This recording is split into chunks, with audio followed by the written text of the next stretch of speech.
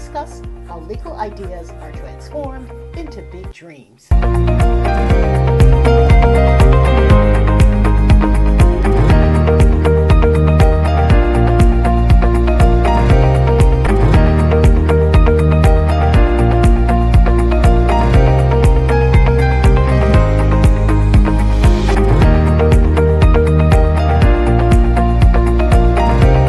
On the toolkit, and you will access a lot of resources. A lot of the information that we presented here today, there are a lot of activity sheets. So we encourage you to download some of that information. Also, there's a digital swag bag with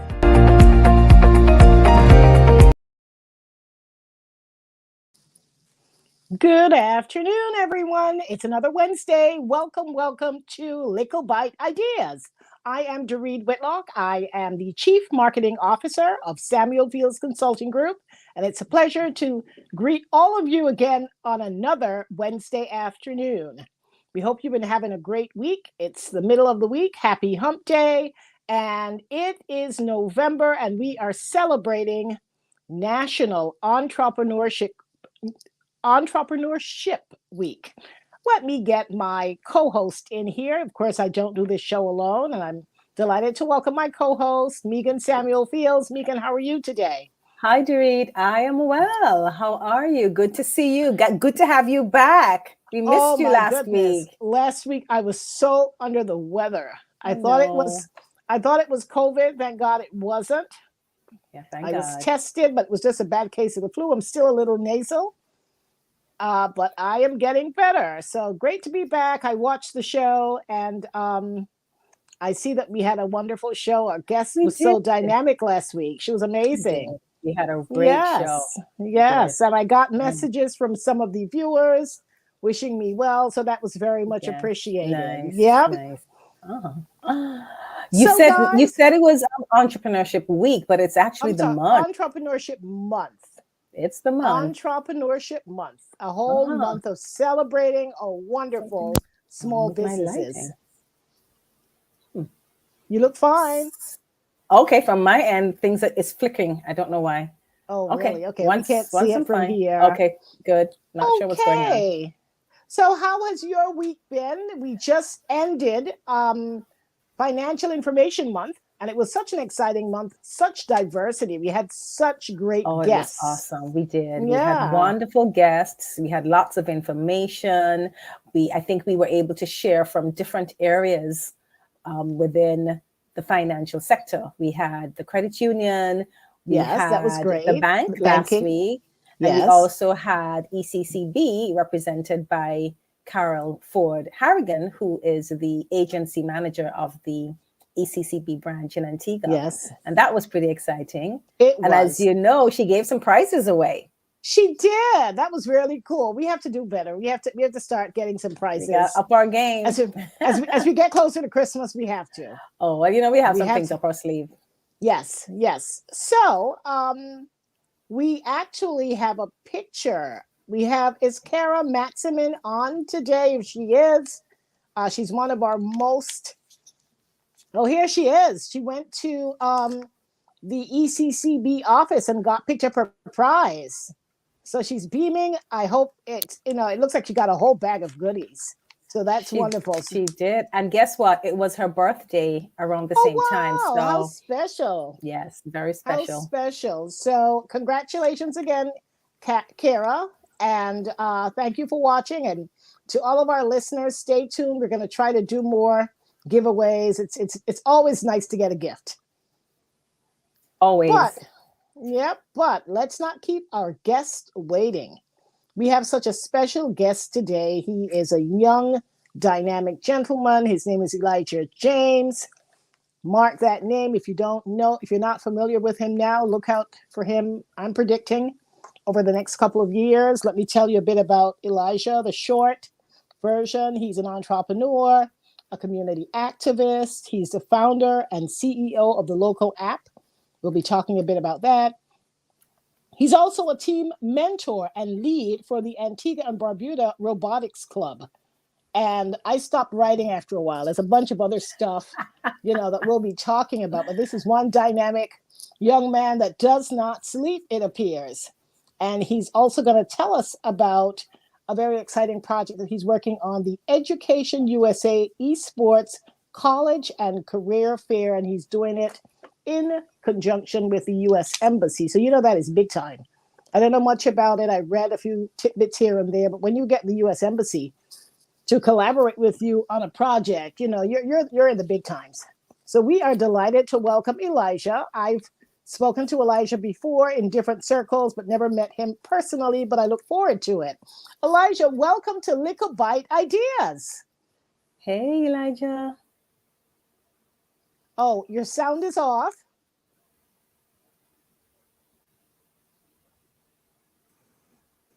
Okay. Hey, there you go. Sorry about there that. You go. Thank you for having me. It's a pleasure. Yes. So we were telling everyone that you wear lots of hats. And when I say lots of hats, I mean both literally and figuratively. My goodness. I got a few. And there they are. There are the hats. They are. Yep. So we were joking with him before the show and say, bro, you must have a hat rack with all the hats that you wear. Yep. So Elijah, welcome. Yep. Welcome. Such a dynamic young man. And, I doubt you get a lot of sleep, but you're young. You probably don't need a lot of sleep. But tell us, we want to learn so much more about you. Tell us, let's start with an introduction. Where in Antigua are you from? Sure. Tell us about your background. Sounds good. All right. So my name is Elijah James. I am the CEO and founder, as you mentioned, of the Likkle app. And the Likkle app is actually a digital startup that's based right here from Antigua and Barbuda, that's looking to create a digital community guide and marketplace to help connect consumers, visitors, and businesses with local information from all over the world. I started my first business when I was about 15 years old. Wow. So I used to actually unlock cell phones. I used to actually splice SIM cards in two. So you'd be able to put like two SIM cards together in one phone. Wow. So that's kind of how I got my the tech. That was back when APO was giving like free incoming calls. And then back then it was Lime, Cable and Wireless. They used to charge for incoming calls or incoming calls. So persons could be able to put both SIM cards in one phone without having to worry about having to take out the SIM card and put it back in, that kind of stuff. That's how I got started. Oh, really? Oh, wow. That's interesting. So I grew up. So you helped to reduce Cable and Wireless's revenue. Yeah. And Megan, you I helped to disrupt. I helped to disrupt the market, which is what is needed. That's what entrepreneurs do. We provide solutions to problems. You have to be plain and simple. And it needed to be done. Yeah. Yep. Yeah. So that's what you call. I grew up in Golden Grove. Okay. Good. I realize we have a delay, so I'm just gonna pause a delay. As we go on. Yes. Yeah, I'm not sure what's up with that. Yeah. But yeah, I grew up in Golden Grove. I used to slide down Nut Grove Hill. I used to swing from the turkleberry trees. And then I went on off to grammar school. And so I became a grammarian, semper virens, always flourishing, and went on to State College, went on to University of West Indies, and I continued my education. I became a YLI, Young Leaders of the Americas alumni with the US Embassy back in 2017. And all throughout that journey, I actually built a career in marketing and communications. Many persons may know me from several of the duty-free brands that I used to represent on the island. Spent a while in hospitality. And one of the reasons for that is because I always dreamed since I was 14 years old that I wanted to own an international company someday. And so my first opportunity was, hey, without customers, you have no business. And we're better to learn customer service than in the hospitality industry. And that's how I got into the hospitality industry as a waiter, bartender, sales, admin, up to management. I became a hotel manager eventually. And then I jumped full-time when COVID hit. Again, my entrepreneurial hat came out. And I realized that I needed to provide a solution to quite a few problems that were happening around us. And I exited hospitality and went straight into tech full-time. So right now, you're streaming right here from my office. We're located in the St. Louis Conference Center, and the Likkle app is actually a global company. So we've been dealing with customers all around the world, helping to put Antigua and Barbuda's name on the map. We actually got recognized by Google in 2018. Wow. Oh, So to get that app right now, Antigua and Barbuda is basically being promoted right there on Google's Get That App homepage as one of the success stories. So I'm really, really honored to be able to do the work that I do. Yeah, yeah. Really happy That to be is able to do the great. work I do. And they're normally, even though I wear a lot of hats, two of the main focuses that I focus on is basically entrepreneurship and the environment. And so anything that I do, they'll normally be around those two particular pillars. Oh, And those are two amazing. very important pillars. Very In today's important. world. Absolutely. Wow. Yep. Yep. That's nice. great. Yep. So, What were you how, the manager of? say that again. Say again? Which hotel were you the manager of? I was just going to ask that. Sandals? Oh, at the St. James Club. No, I actually got my start in Sandals. Okay. So I became so I became one of the star employees at Sandals. I literally used to win the guest nomination award every single month for I can like imagine. years in a row. So I can see that. I got like a stack of the gift certificates, and and then I left from there and I moved into different sectors. As I said to you, I wanted to own my own international business. So what I've been doing is actually picking my careers in particular fields so I can learn from the other big boys that are outside there, so that I can see best practices, offer my innovation. And again, I've always, from being 15 years old, I've always been about finding solutions. I like to find solutions, and that's one of the key elements of entrepreneurship. And so I went that journey, and then eventually led me to becoming a manager at St. James's Club. And then when COVID hit, went straight into full-time into tech. Fantastic. So tell us, having worn so many hats, and of course, this passion for entrepreneurship, tell us, what do you see as some of the major challenges that entrepreneurs in Antigua and Barbuda face today? What are some of the what are some of the things you can relate to? Hey, listen, we can have a whole show about all the problems that entrepreneurs are having in Antigua and Barbuda. What bothers me more than anything is that a lot of the problems that we have today, they're still around from when I was 15, when I first started my first business. When I was 15 years old. That's what bothers me more than anything. So if I go down the list, I can tell you, for example, access to finance is still a huge major problem for everybody in Antigua and Barbuda. A lot. The problem is, and I actually took the opportunity because I actually became the president of my credit union because I wanted to figure out what was the problem, why people were having such a hard time accessing money. And when I got into became volunteered at my credit union, I realized a lot of it had to do with a lot of the policies, the existing policies that were on the books. People were just basically following each other. A lot of them were just following each other, as opposed to serving the needs of our membership and the community as a whole. So I made some changes in the credit union in terms of simple things like even the application process. Why do you have to wait 3, 4, 5 weeks or sometimes a month just to find out if you can get a loan, as opposed to being able to just simply apply, because they're supposed to know your information. So you should already be pre-approved. You shouldn't have to be waiting more than 24 hours, 48 hours.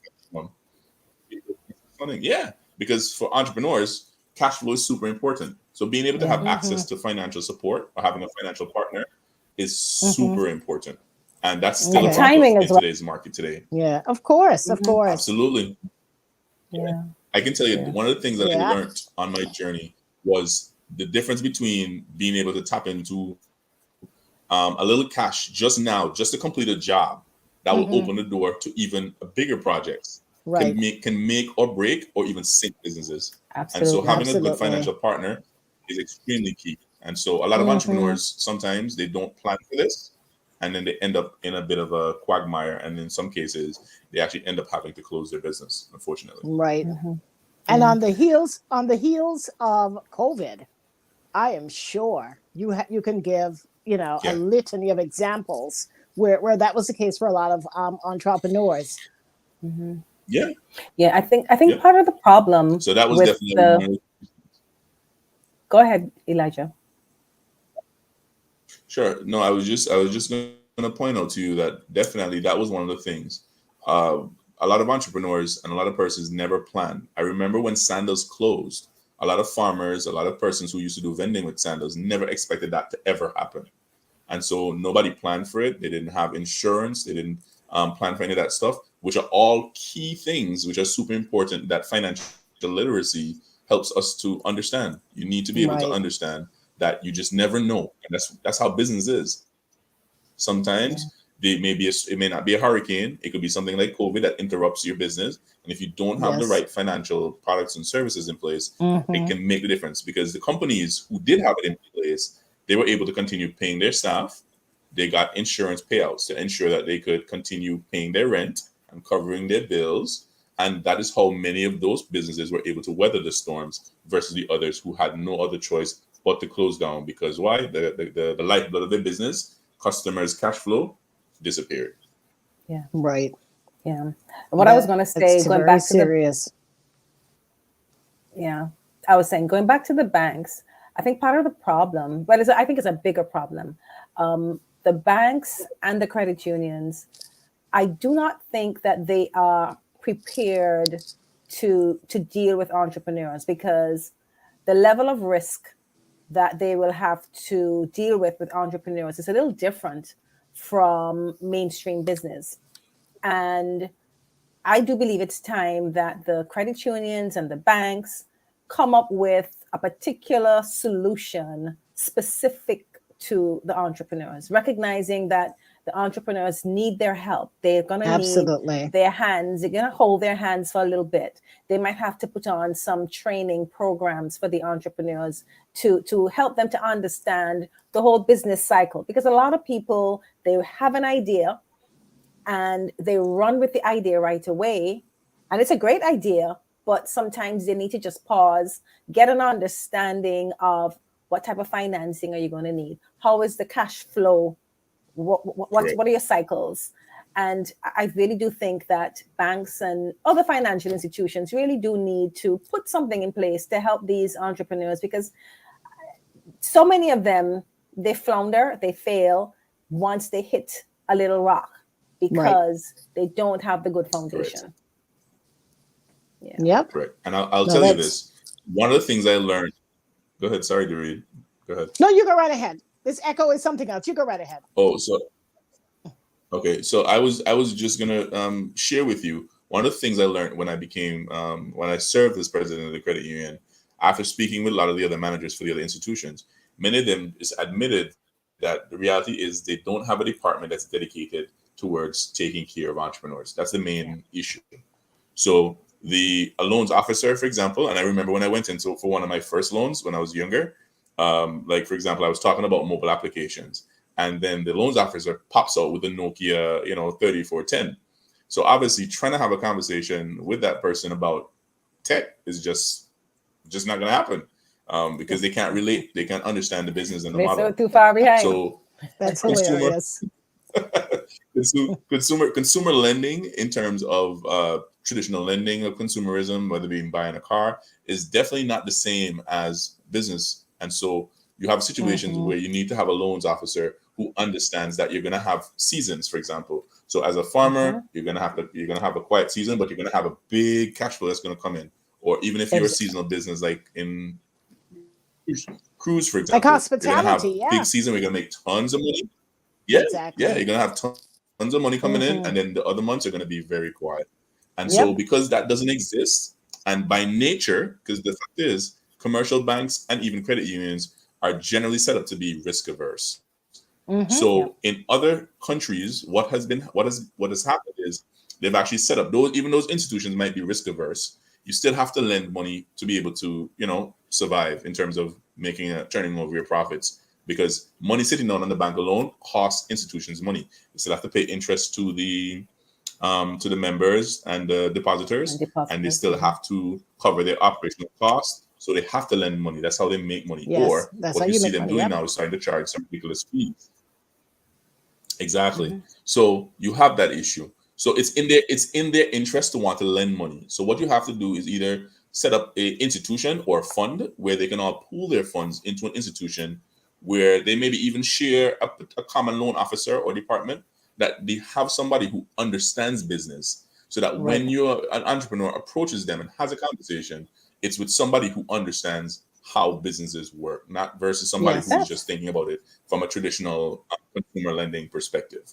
That's one. That's a great idea. Yeah, that is a great idea.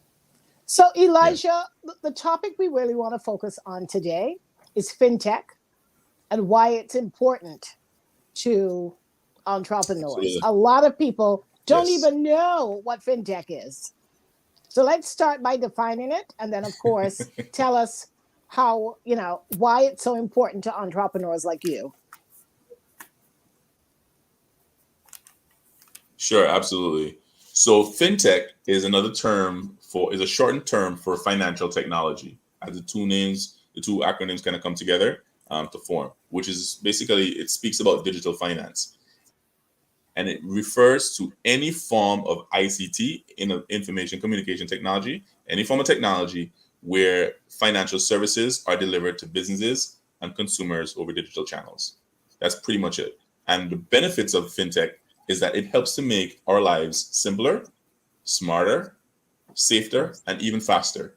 So instead of you having to stand up in a line to wait for other customers to get into a teller, you can actually skip the line, hop over to the ATM, put in your card, and go. Financial technology at work. Or don't even have to go into the line to the ATM. You can stay from home, sipping some bush tea, and you just pop open the browser and you can pay your bill without even having to step outside of your home. Absolutely. So basically, anything that involves technology and financial services is what is considered fintech. And it's not just limited to money, which a lot of persons sometimes think of. But remember, financial services is a broader term that includes things like money transfer, insurance, e-payments, and a whole list of other opportunities and services in the market. Fantastic. And I think one of the benefits for an entrepreneur, especially a startup entrepreneur, you're busy wearing many hats as an entrepreneur. And if you can tap into a lot of these fintech, so instead of going into the bank, you can do all your banking online. It saves you time, it saves you money, it helps you to focus on the more important things in getting your business up and running. And also, I would imagine you're operating on very thin margins. So you need to know when a check clears. You need to know when a deposit is made. You need to know when a bill is due. So, I mean, whereas other larger companies or even mid-sized companies can do it on 30-day cycles and what have you, you're waiting on Peter to pay Paul. Absolutely. You're waiting to collect from Peter to pay Paul. So that kind of rhythm is important. And so you need to be online or to get an alert when a certain deposit comes in or clears, so that you can then maybe set the other thing in motion to get somebody paid.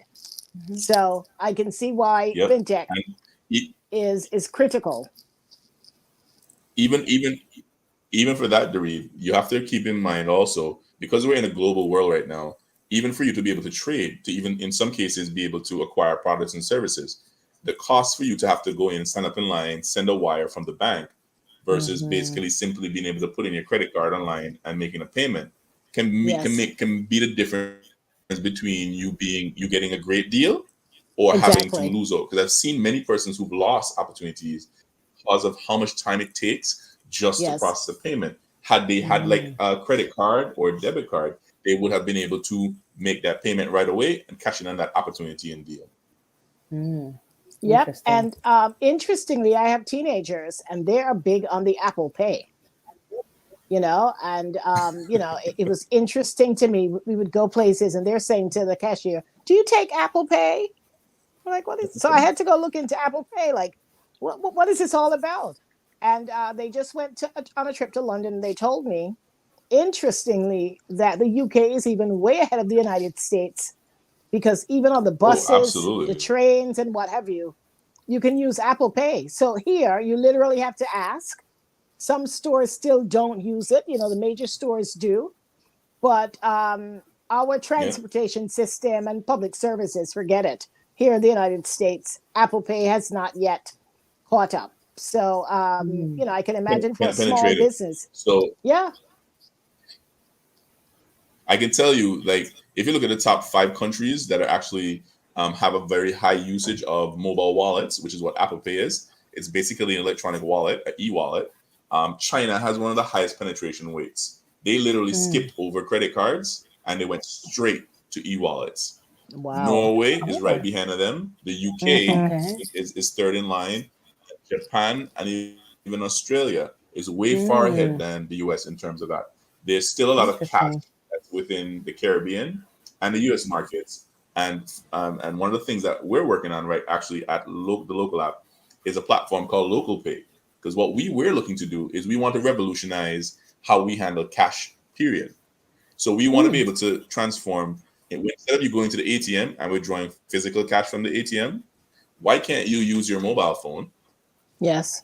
Like NFC technology, and put your card at the back of your phone and basically withdraw the money to your card. So no longer do you have to go to an ATM to find out of service. No longer do you have to travel from one ATM to the next to find out they're also out of cash. You can actually do that and not have to worry about the dangers of having physical cash, because money has a lot of problems, believe it or not. There's a cost for security. Somebody takes it up. It doesn't tell you that, oh, I belong to the Reed or I belong to Megan. They can spend it without your authorization.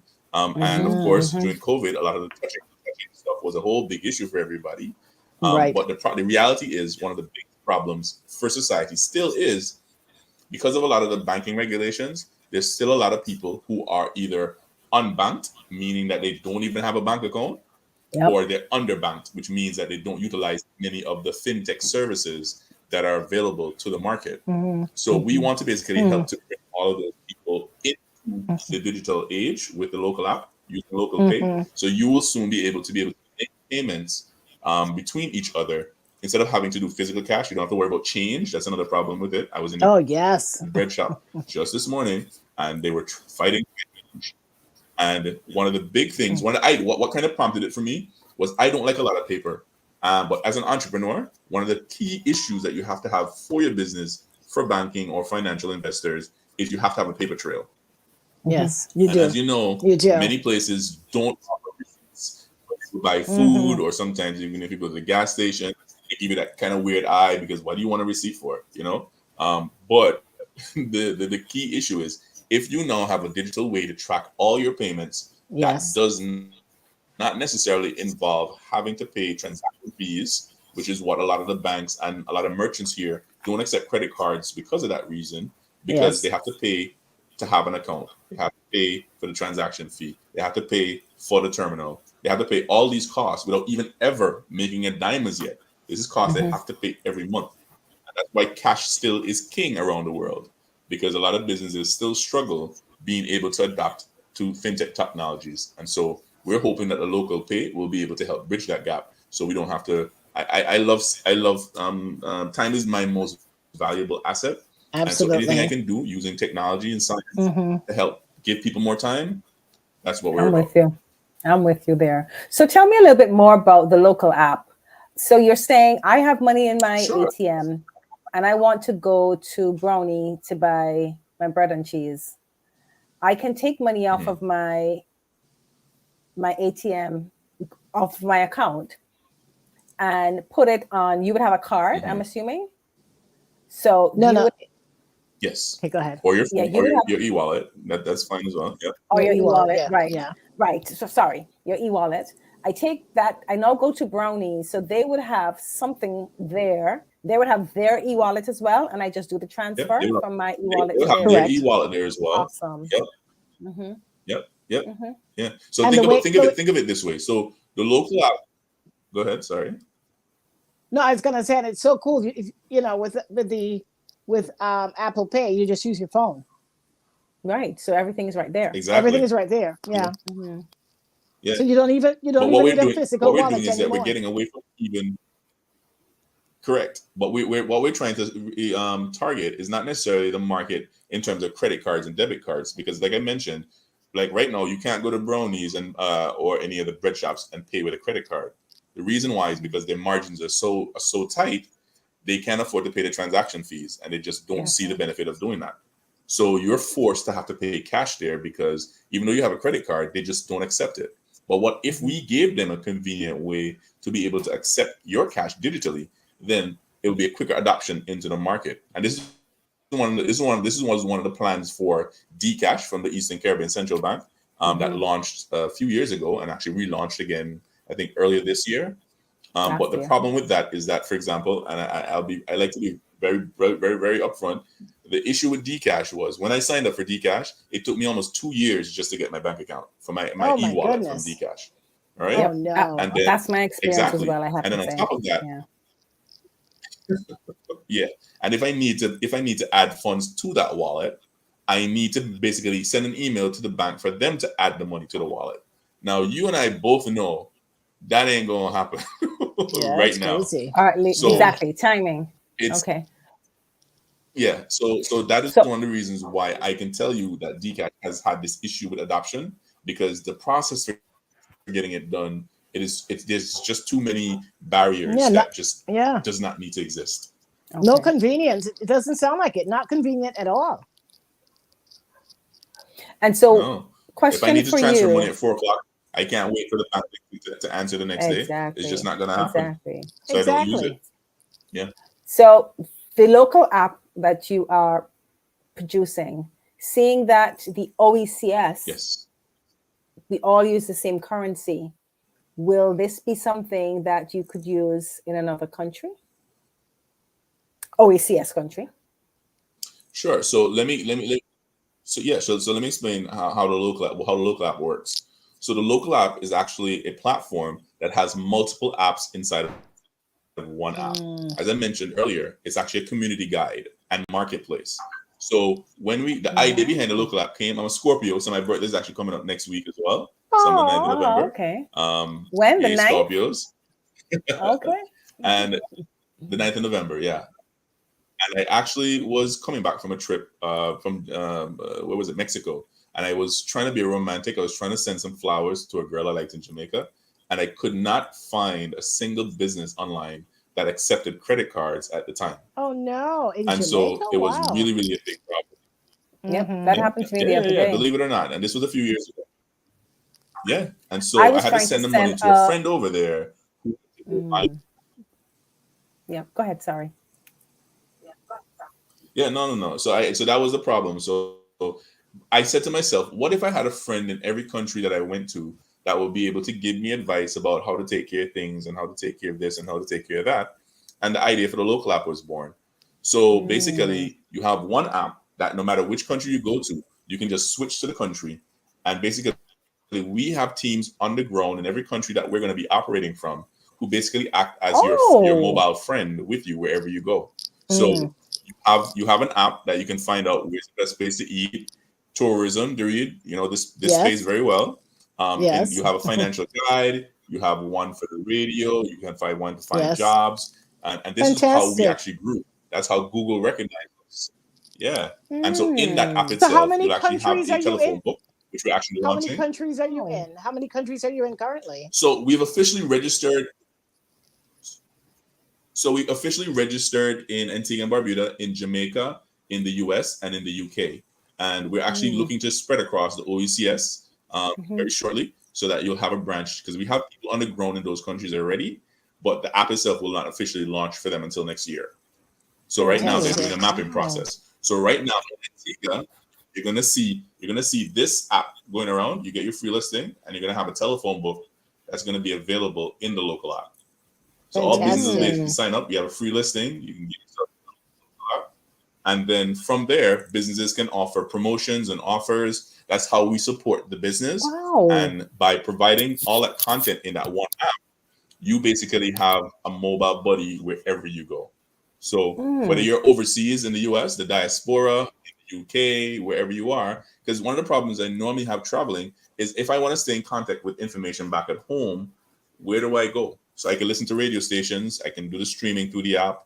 And I've been testing that over the years. And that's how Google recognized us, because of the work that we were doing in terms of helping to connect businesses and communities with visitors and locals. That is amazing. Wow. I'm blown away. Yeah. And we've been struggling to try to get an app out for SFCG. All that right here, here. And we should have been linking up with We're him. going to basically offer that service as well. But all that is being done from right here in Antigua and Barbuda. Little wonderful. Antigua and Barbuda. We are talented and we tell what. So yeah, absolutely. Love it. Oh, that's awesome. Oh. Well, listen, let's take a break. This has been awesome stuff. When we return, sure, we will be talking about the Education USA Esports College and Career Fair that Elijah is involved in. I can't wait to hear about that. But Megan, let's use the opportunity to answer any questions, take any feedback that we're getting from our guests. Okay. So we have Kara, who said thank you. We wished her happy birthday and congratulated her on winning that prize. Yes. To go. So hope you had a great birthday, Kara.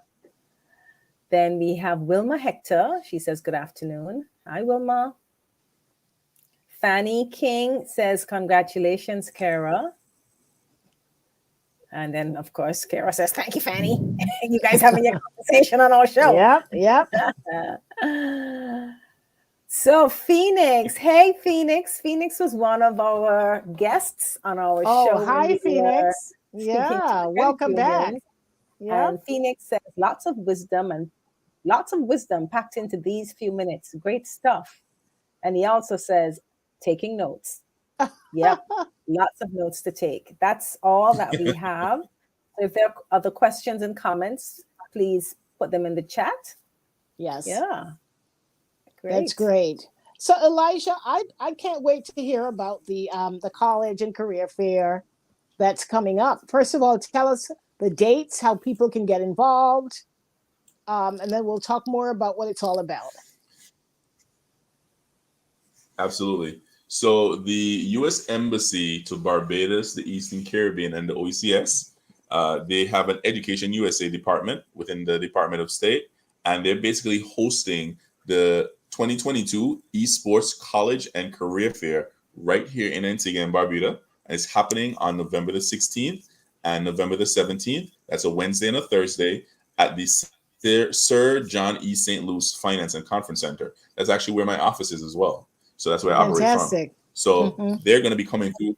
They're going to be various colleges and universities, basically places of higher education in the U.S. that's going to be coming through Antigua and Barbuda. We have institutions such as Joliet Junior College, Ball State University from Indiana, Lynn University in Florida, the Florida Institute of Technology from Florida. Oh, nice. It's going to be right here in Antigua and Barbuda. Yeah, and they're going to basically be showcasing and letting young people know about all the opportunities if they're interested in pursuing higher education in the United States of America. And that's also fantastic. The OAS be here as well, and they have quite a few financial aid opportunities and scholarships that would allow persons who are interested in studying to actually go off and learn about all that as well. Great. That's so great. It's all about robotics. Excuse me? Yeah. The event is absolutely free. So the goal important. is, whether you're a student, a parent, a teacher, or even a guidance counselor, if you are interested in learning about any of the following areas that we're going to dive into in a minute, whether it be esports, game design, robotics, coding, augmented and virtual reality, mobile and web app designs, and even artificial intelligence, you can learn all about that at the Esports College and Career Fair that's happening on Wednesday the 16th and Thursday the 17th of November, right here in Antigua and Barbuda. And to register, all you got to do is to go to the bb.usembassy.gov website or AntiguaBarbudaEsports.org, and you'll see flyers that will be able to point you to the link that you need to sign up on. Nice. That's fantastic. Nice. So Antigua Esports, tell me about that. Antigua Barbuda Esports. Sure, absolutely. So for persons who are not familiar with esports is basically just like fintech is a shortened version for financial technology. Esports is a shortened version for electronic sports. And that basically includes any form of sports that is played using video game controllers. So whether you have Joy-Cons just like these, if you're into virtual reality, or if you have a PlayStation or Xbox or Nintendo Switch controller, or if you're using a VR headset like this, then any kind of sports where you're actually in a competition is actually called esports. And we actually took a team to Guadeloupe in July. Glenn Moore was our star student in that, and he actually won Fruit Ninjas competition, and even won another prize in dominoes as well. So nice. They're actually tournaments that happen right here within the Caribbean. We had it at the Caribbean Giga Games that happened in Guadeloupe, and we came away with 1 or 2 prizes from that.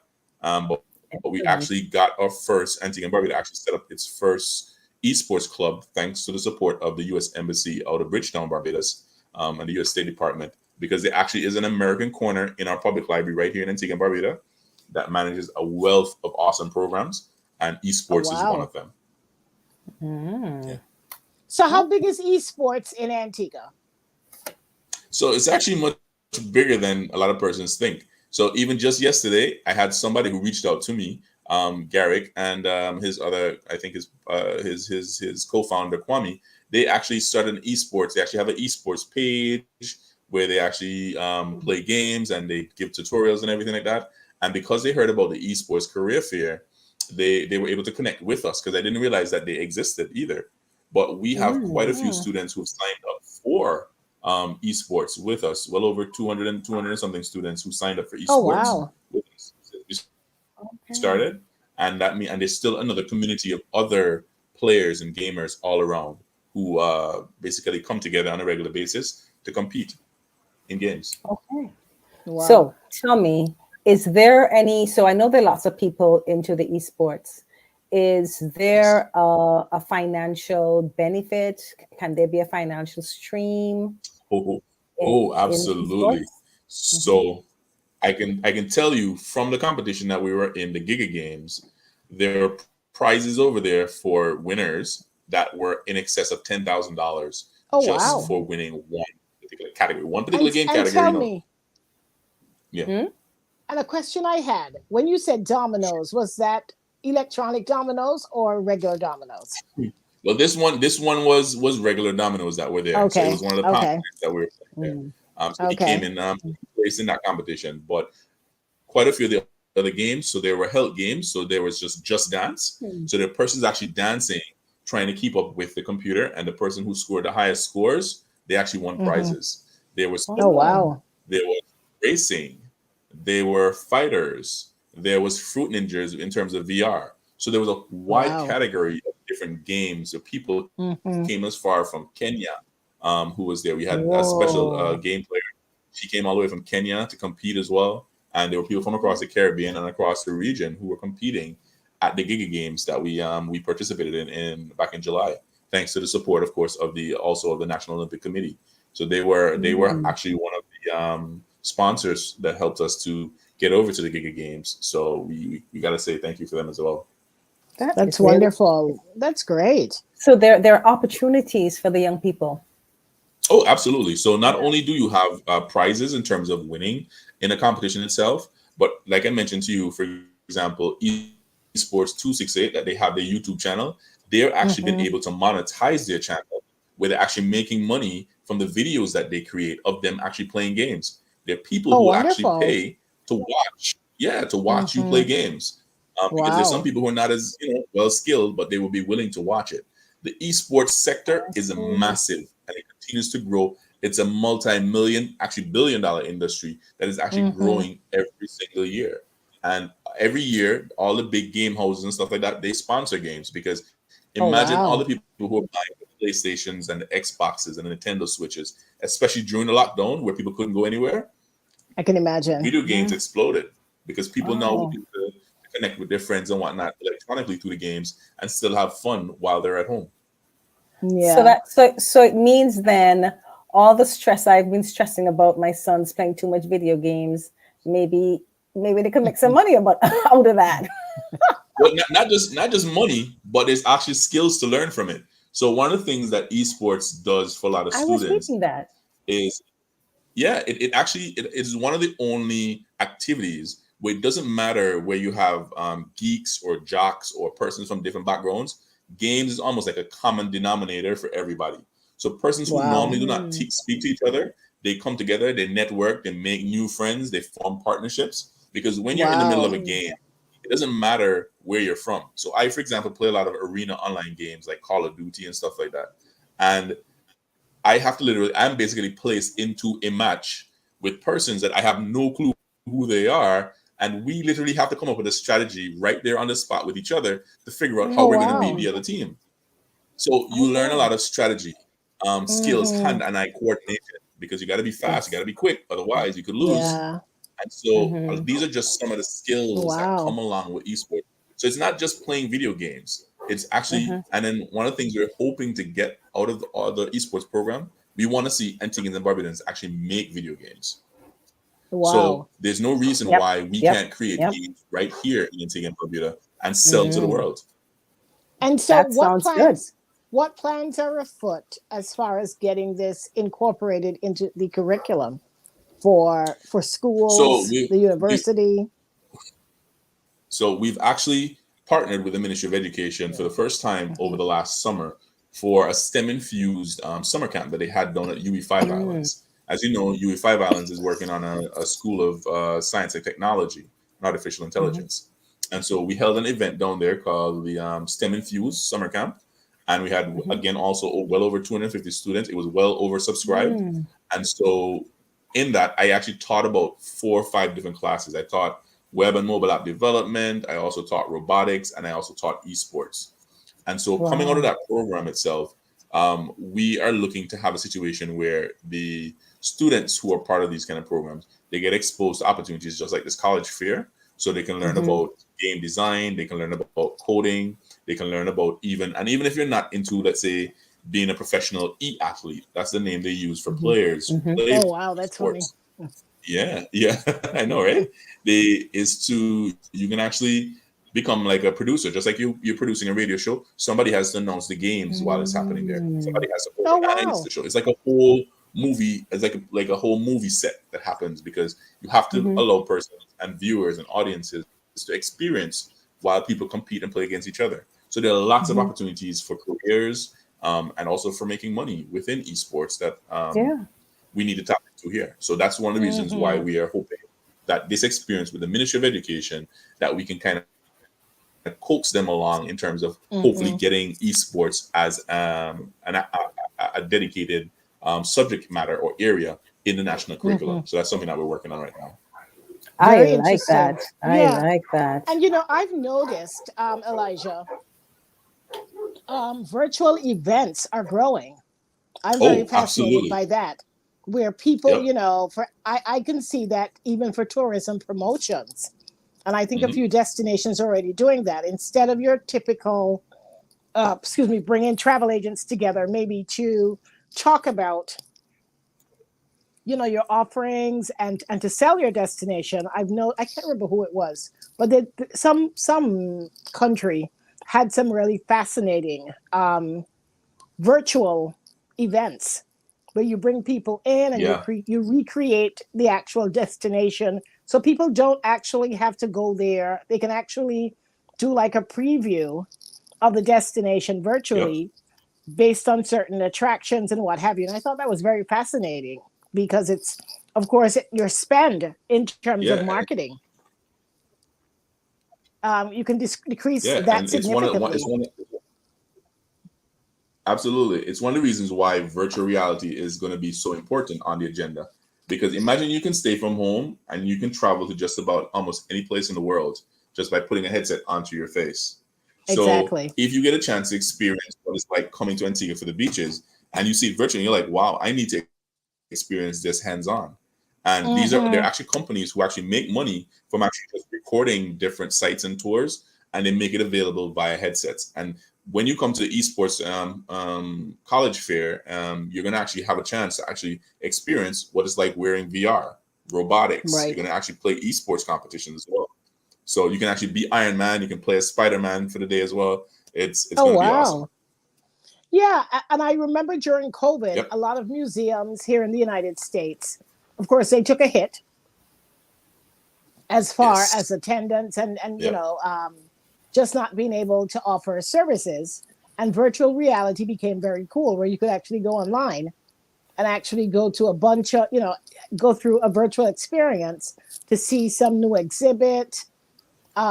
So they've exploded. That aspect of it has exploded because people now actually do the preview virtually, and then they want to go see it. You've done a preview, you get excited, you kind of like explore on your own time, Yep. and then you take a trip into New York City and actually go see the museum in person, so you can touch and feel it.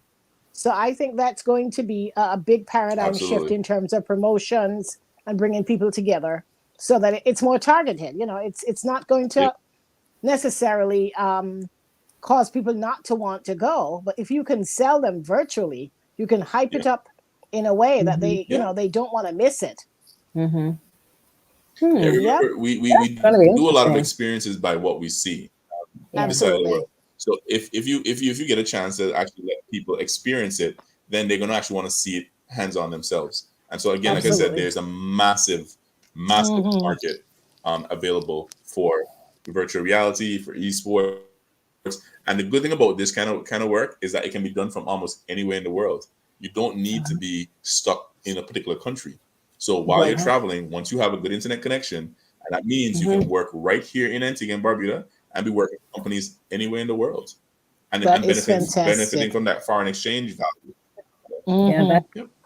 that sounds exciting. I can Yep. see gravitating to that Yep. They as talk about opposed to, going into an office and sit down for 8 hours behind a desk. yep. The young people don't quite like that anymore. The global village is here. But Yeah. Elijah, we're almost Yes, to it the is. end of our discussion, which we've thoroughly Awesome. enjoyed. But we want to Oh, hear wow. what's next. What's Can next you for Elijah? We know when we have this conversation with you a year from now, 5 years from now, 10 years from now, it's going to be a totally different ballpark. So tell us, what Absolutely. are your immediate plans, and take us into the future as far as your plans. So as I'm a very spiritual guy. So as God would have me, if He allows me to be able to celebrate another year around the sun, I'm hoping that you will be able to see the Likkle app very well penetrated across the world, just as widely spread as the WhatsApp is being used. Because we even have a chat feature that we're going to be launching within the app, so you can actually create Nice. communities and have your own. Because a lot of social media platforms, as you've been following with Twitter and even what's going on with Facebook, people are actually migrating away from those platforms into more community oriented spaces. Right. So that's a big shift that's happening that we're going to be putting into online. And of course, we want to make sure that local pay becomes a reality as well, because I know a lot of the problems that as an entrepreneur myself, that a lot of businesses face in terms of being able to accept electronic payments. There's absolutely no reason why a lot of the technology that's out there in the market right now should not be more available to everyone everywhere around the world, especially right here in Antigua and Barbuda. So the Likkle app hopefully will have the penetration around the world. We're going to be in different countries. Local pay is going to become a reality. Of course, I'll be continuing all my work that I do with young people as best as I can in terms of esports, in terms of robotics, and all the other areas that I will be providing support to. And another venture that I'm looking to get into very soon is as you know, for those persons who are paying attention to the United Nations SDGs, the Sustainable Development Goals, our planet is burning up, and I don't know if people are not paying attention or they're not looking up like that show on Netflix. They're just pretending that it doesn't exist. Yeah. But we don't have a planet B. There's no planet B. And a lot of the work that I do with young people is because I know we have a responsibility to provide them a structure and guidance so that they can be better for the future. Because without the decisions that are going to be made today, they're going to have to inherit it. So, Absolutely. and the worst thing about that is that it kind of sounds a little selfish, but I have to make sure that the young people who are here today, that they know what they're about, so that as I get older, I can make sure that I have a nice future to look forward to as well. Absolutely. So it's also in my best interest as well. We're dependent on you for that So leadership. We're dependent. When we're in the nursing home, we want to make sure that we have good leadership, making good health laws, and looking out for the old folks. So listen, we're counting on you too. By now, we should have already invented teleportation. We are wasting time doing stuff, worrying about things that should have already gone. Technology is supposed to be. We have watched the Jetsons and stuff like that. We're supposed to be having flying cars, and we're supposed to be walking through teleportation poles. And so we want to make sure that our young people are equipped with the technology, the knowledge, and the support they need to make sure that our future can be awesome. And so, in a nutshell, I'll be focusing on continuing to do the work that I do within this space, trying to support entrepreneurs, trying to safeguard the environment through our young people, and of course, making sure that the local app becomes your mobile travel companion that will basically be able to serve you no matter where you are around the world. Awesome. Fantastic. Awesome. Well, this has been, we've covered quite a bit here today. We came to talk about fintech, but fintech is just that portal or the connector between business and your financial tools. But we thoroughly enjoyed hearing about your journey, Elijah, and your plans. And we just want to remind everyone about the Education USA Esports College and Career Fair on November 16th and 17th at the John E. St. Louis Financial Center. Elijah, tell us again how we can sign up, and before we take it away. Absolutely. Sounds like a plan. So if you are a parent, a student, a teacher, a guidance counselor, anybody who will be able to touch with our young people, let them know that International Education Week is happening, and the U.S. Embassy of the Barbados, that serves the Eastern Caribbean and the OECS, and that's here in Antigua and Barbuda, will be hosting the 2022 Esports College and Career Fair, and that's happening at the John E. St. Louis Finance and Conference Center, Wednesday, November the 16th, and Thursday, November the 17th. The event is absolutely free. And so to sign up, you got to visit bb.usembassy.gov or head on over to Antigua Barbuda esports.org, and you can sign up absolutely free. You're going to be exposed to a lot of different opportunities, such as scholarships. If you want to think about studying in the United States, there are going to be quite a few universities that are going to be here and colleges for you to learn about what life is like on their campus. And you can touch on topics such as esports, game design, robotics, coding, augmented and virtual reality, mobile application and web design, and even artificial intelligence. So, and there are other programs that are available at the American Corner Antigua in the public library. All these information about these programs are available at that space in the library. So check on out, sign up, be there. We're going to have competitions. We're going to have virtual reality. You're going to be able to pick Spider-Man and Iron Man. You're going to be able to compete in games, win awesome prizes. And so, yeah, come on out to the College and Career Fair. Tell a friend, tell your neighbor, tell anybody randomly on the street. Make sure they're there on November the 16th and the 17th. But they have to sign up. If you don't sign up, you're not going to be able to enter the event. Awesome. Fantastic. Megan, do we have any additional questions? Comments? We do. Okay, let's take them quickly. So our friend Phoenix Belfield says, would love to hear more about how the financial institutions, especially the credit unions, can support initiatives such as this.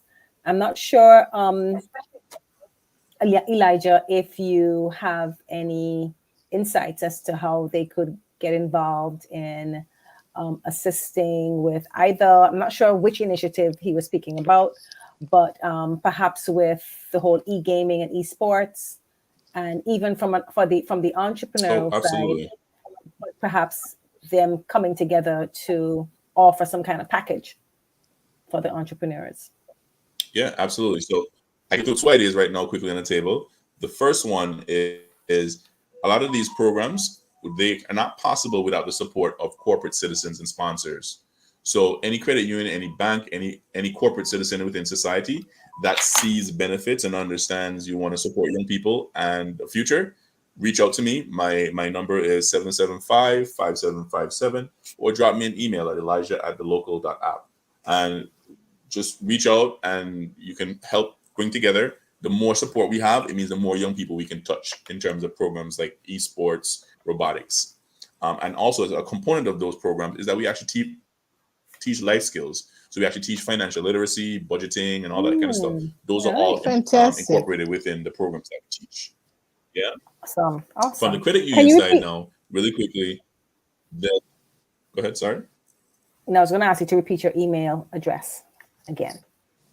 Oh, sure. So my email is Elijah, my name, ELIJAH, at thelocal.app, app. Okay, great. Yeah. And then from the credit unions and the financial sides now, in terms of entrepreneurship, one of the things that I also do is that I run a program called Startup Huddle. And it's a program from Gen Global, which is a global entrepreneurship network. And what it does, it gives businesses an opportunity to pitch their ideas to our community, whether it be citizens, investors, financiers, etc. I really think that it is high time that a lot of the financial institutions, they come together. We understand that they're risk averse. However, what they should do, they have to obviously put aside and have budgets and whatnot. They should really budget and put together a fund that is dedicated towards supporting startups, because it's really, really hard when you're in the idea phase, startup phase, to get funding. And even if they come together and they form a panel of themselves, kind of like Shark Tank, where they can actually hear ideas from businesses, and then they can collectively, maybe from that fund, help to fund or provide it doesn't have to be free money. It could be an investment or even an affordable loan to that startup for their idea. So at least on a monthly basis, we have, even if it's 10 businesses, get a chance to get $50,000 or $100,000 to make their idea a reality. And then it could help create more jobs, create more support in the community. I think that's something that I would really, really, really love to see. And I think it's very much possible. We just need to have that cooperation and collaboration between our financial institutions, whether it be credit unions or banks or whomever. Or other investors out there who may want to invest in a new venture, similar to how they do Shark Tank. That would be exciting. That would be exciting. I really want to. We can do it. We can do it. We can do it. I know we can do it. We can do it. We can do it. There are people out there who have great ideas. And again, an idea is only crazy until you actually execute it. As entrepreneurs, our job is to find solutions. And I know Antigua has, again, like I said, we are talented and we're Talawa. And I know there are many entrepreneurs out there who have great ideas. They just need the financial support to make it a reality. And let's do it. So whether you're from the credit union or from the banks, let's have a conversation. Let's make this happen. Let's put together our own version. It doesn't have to be called Shark Tank. I don't know. We can call it Pepper Pot if you want. And just throw the mix in and get it out there. Lionfish tank. Okay, thank you. Fish pot. Our lobster pot. Our famous guest, our famous guest or audience in the audience. She said she forgot today's Wednesday. Miriam Samuel, too busy. She's too busy a lady. Arlene Nelson says fascinating, and I know Arlene is a IT person, so I know this is totally up her street. She's a techie. She's a techie. Absolutely. Hi, Arlene. So Nick says fantastic, and also he says he will share this with his nephew. He says, I always learn something new from your shows. Thank you. Oh, thank Nick, you. That is so nice of you. Thank you so much. Yeah. That's what we're here for. He's absolutely right. I've been following the show myself for a while, so I can definitely concur with that as well. Thank you. Always learning something new. That's what we want to do. We want to democratize financial literacy. Absolutely. And let everybody understand it so that they can use what they learn and make things better for themselves. And in a fun way, not in a way that you feel like, Absolutely fun. Absolutely fun. Because a lot of people think anytime they hear the word finance or money, it's so intimidating. But it's not. It's not. Yeah, it shouldn't be. It shouldn't be. Let's say it should not be. And Phoenix says small fintech financing. And I think you're onto something there, Phoenix. Wow. That's what needs to happen. I like that. I'm taking notes. Yes. Yeah. And those were all the comments. Yeah. Okay, well, this brings us to the end of another episode. And next week, I believe we are not going to have a show. Is that correct? Yeah. Yes. Unfortunately, we won't be able to have a show next week due to some other things that are happening. So, but we'll be back. Everyone gets to take a break, but we'll still make sure that you get your newsletter. Maybe we'll do something fun that week so that we keep everyone, connected. Yes. And Elijah, you've been amazing. Like I said, to everyone listening today, mark that name. We're going to hear this name. And I have to say one other thing, Elijah. Over and over. Your voice is so beautiful. Oh, he is. This is a winner right here. Yeah. Oh, this is a winner. But thank you very much. Politician. I actually lost it when I was 13. Really? You were what? Yeah, I lost it when I was 13. So when I was 13, I lost my voice, and it came back like this. Yeah, I couldn't speak for like 2 weeks. Oh, wow. Really? You're going through you went from the pre-puberty to the real puberty phase. I to bring it down. Yeah, but you have a beautiful voice. You really do. Yeah. So you're a great communicator. Yes, a great communicator. So we're expecting bigger and better from you. Oh, for sure. And we'll be this name is going to be, and you have a nice name too. The name is really nice too, Elijah. I like it. I like Bible names. Yeah. So. Yes. A lot of shoes to fill. Everybody warns me like, Elijah, you're not supposed to be doing this. You see what your name is? You're supposed to be a good boy. So I can't get away with anything. You'll do well. Oh, you are doing well, and you'll continue to do well. So best of luck in everything that you do. By God's grace. Absolutely. And good luck, especially with your career fair. That should be that's a huge undertaking, and I'm sure it will go well. It is going to be lit. Like I said to you. See, I have my drone behind me. So we're going to be flying drones and doing all our stuff. Okay. That's great. Very nice. Yep. Very nice.